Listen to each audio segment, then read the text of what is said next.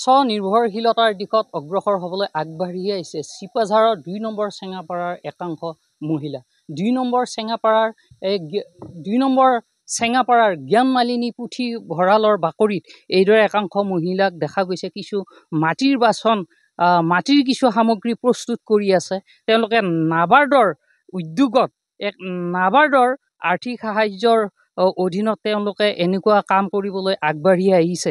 প্ৰকৃততে এই গোটেই প্ৰকল্পটো কেনেকুৱা মানসেৰে তেওঁলোক আগবাঢ়ি আছে এই সম্পৰ্কে আমি তেওঁলোকৰ মনোভাৱ জানিবলৈ প্ৰয়াস কৰিছোঁ। বাইদেউ, প্ৰকৃততে আপোনালোকে কি কৰিছে?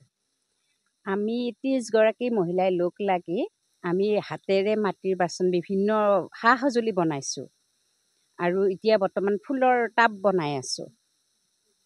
এই সামগ্ৰীসমূহ কি কৰিব ইয়াৰ পিছত? আমি মেলাত বিক্ৰী কৰা হ'ব। ক'ত হ'ব মেলা? মেলা গুৱাহাটীতো হ'ব, মানে নাবাৰ্ডৰ মেলা হ'ব। তাতে আমাক মানে গুৱাহাটীত মাতিম বুলি কৈছে আৰু বিভিন্ন মানে ব্লকৰ জৰিয়তে মানে মেলাবিলাক হ'ব, তাতে আমি এইবিলাক বিক্ৰী কৰিম। ইয়াৰ জৰিয়তে আপোনালোক আৰ্থিকভাৱে লাভৱান হ'ব? আৰ্থিকভাৱে আমি আগতে সীমিত আছিল, আমাৰ এতিয়া বহুতখিনি লাভৱান হৈছোঁ। আমি স্বনিৰ্ভৰশীল হৈ চলিব পাৰিছোঁ। আচলতে এই যিখিনি সামগ্ৰী মাটি ক'ৰ পৰা আনে আপোনালোকে? আমাৰ ইয়াতে মানে কুমাৰ মাটি কিছুমান নিৰ্দিষ্ট ঠাই আছে, তাৰ পৰা আমি মানে কোটালেৰে কাটি লৈ আহোঁ। আপোনালোক আত্মসহায়ক গোটৰ সদস্য?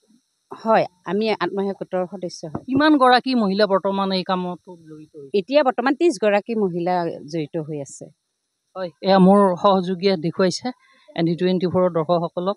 তেওঁলোকে এয়া ঘৰত সজাই ৰাখিবৰ কাৰণে বিভিন্ন মাটিৰ সামগ্ৰীও প্ৰস্তুত কৰিছে। ফুলদানি, মাটিৰ চাকি, ধূপদানি, এনেকুৱা বিভিন্ন বস্তু তেওঁলোকে প্ৰস্তুত কৰি থকা আমি দেখিবলৈ পাইছোঁ।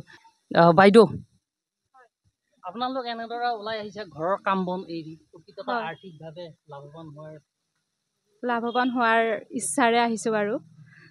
আমি ৰাতিপুৱাই ঘৰৰ কামবিলাক কৰি ঘৰৰ কাম বন কৰি ল'ৰা ছোৱালীক ভাত পানী বনাই দি স্কুললৈ খেদাই তাৰপাছত আমি 10টামান বজাৰ পৰা 9:30 10টামান বজাৰ পৰা এই কামটো আৰম্ভ কৰিছোঁ বাৰু। কেইদিন হ'ল? এতিয়া আজি 8 দিন হৈছে। 15 দিনীয়া ট্ৰেইনিংটো নাবাৰ্ডৰ জৰিয়তে আমি এই ট্ৰেইনিংটো কৰি আছোঁ।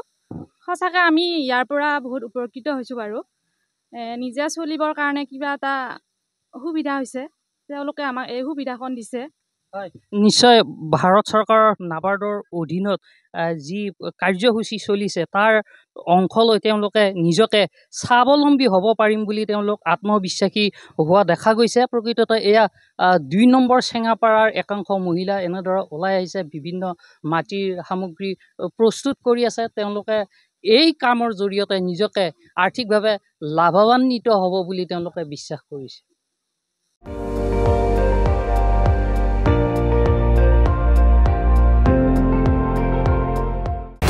আপুনি চাই আছে ND24, সৰ্বশ্ৰেষ্ঠ নহয় সৰ্বোত্তমৰ দৌৰা।